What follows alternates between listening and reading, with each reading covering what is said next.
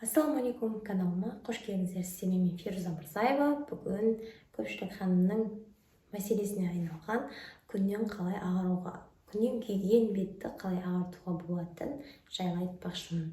Яғни қазір күн ыстық, күн мезгілі жаз болғандықтан барлығымыз қанша қорғансақ та күнге күйіп қаламыз. Сол кезде тез ағарғымыз келеді. Соған орай бүгін керемет нәтижелі екі ғана заттан тұратын маскамен бөліспекпін. Ең алдымен ханымдар, қазіргі күн қатты ыстық болғандықтан қалай күннен қорғану жайлы бір-екі ақпарат айтып өтейін. Ол өте маңызды, өйткені бұл масканы жасағаннан кейін де күнге күйіп кетпеу үшін бұл ақпарат сіздерге керек болады деген ойдамын. Ең алдымен жақсы SPF крем таңдап алуға кеңес беремін. Қазір күн ыстық аптапта SPF креммен ғана күннен қорғана аламыз. Ал күннің бізге тигізетін зияны өте көп. Ультра күлгін сәулелер біздің бетіміздің жағдайын нашарлатып, бетке пигментті дақ түсіріп, қарайтып қана қоймай, тіпті рак ауруына алып келуі мүмкін. Сондықтан күнмен тікелей байланыс кезінде міндетті түрде SPF креммен қорғану керек. SPF кремнің түрлері өте көп, 50+тен жоғарын алуға кеңес беремін. Және де өз бет типіңізге сайын таңдаңыз.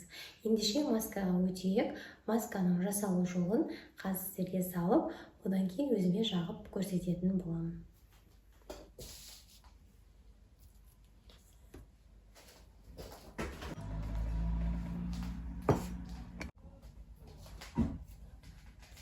Бізге қажет болады айран, қатық деп айтасыздар ма? Біз өзіміз айран деп айтамыз. Магазиннің кефирін қолдануға да болады. Сосын аспирин. Аспириннен 4 штук қажет болады. Ыдысқа алып, жақсылап ұсақтап аламыз. 4 штук аспиринімізді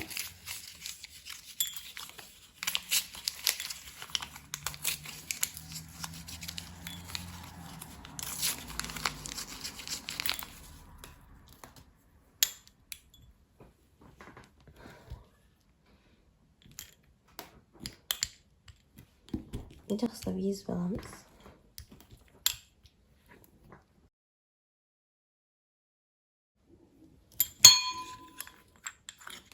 Осындай порошок болғанша езіп алдық. Енді бізге осындай, менде средний қасық бұл. 2 шай қасық айранымызға 4 аспиринімізді қосып аламыз. Жақсылап араластырамыз.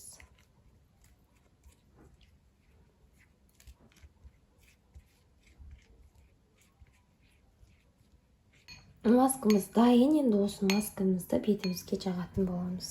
Ендеше маскамыз дайын. Енді осы масканы тазартылған бетімізге жағамыз. Ең алдымен бетті тоникпен сүртіп алуға кеңес беремін.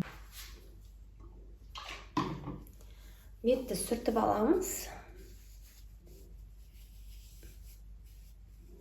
Маскамызды бетімізге жағамыз.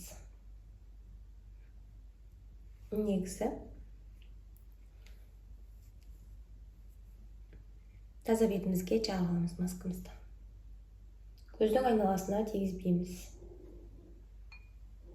Бұл масканы аптада 1 рет немесе 2 рет жасауға болады. Яғни бұл масканы түнгі уақытта, кешкі уақытта ешқайда шықпайтыныңызға сенімді болған кезде жасауға кеңес беремін. Сосын бұл маскадан кейін кішкене ылғалдандыратын крем жағып қойыңыздар. Маскадан кейін крем жағу не үшін қажет деп сұрайтындарға бетте қорғау сезімі болмау керек. Кез келген табиғи маскадан кейін бетте кішкене қорғау сезімі болуы мүмкін. Соны болдырмау үшін өзіміздің қолданатын ылғалдандырушы кремімізді қолданамыз. Қазіргі кезде жаз мезгілі болғандықтан ылғалдандырушы крем қолданыңыздар. Питательный деген майлы кремдер қазіргі неге тура келмейді погодаға. Яғни ондай кремдерді біз қысқы уақытта жағамыз. Негізі бет күтім саласында, яғни косметология саласында сөз бар. Жаз кезінде бетіңді сусынмен шөлін қандыр, ал қысқы кезінде тамақтандыр деген, яғни нәрлендіретін кремдерді біз қысқы кездерде жағамыз.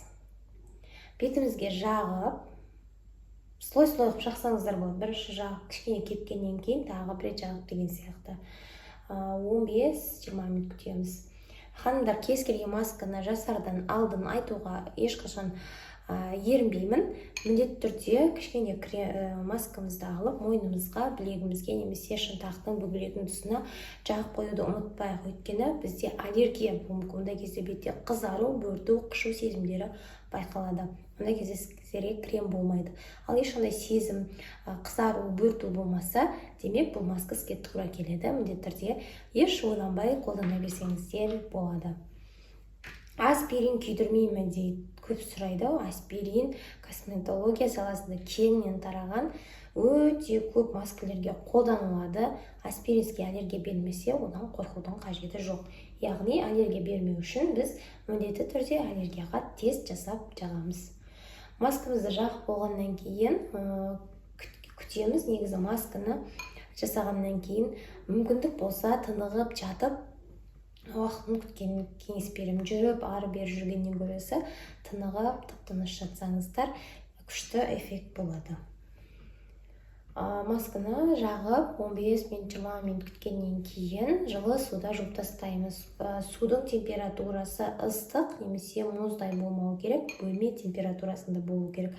Сонда біздің бетімізге ешқандай зиян тимейді.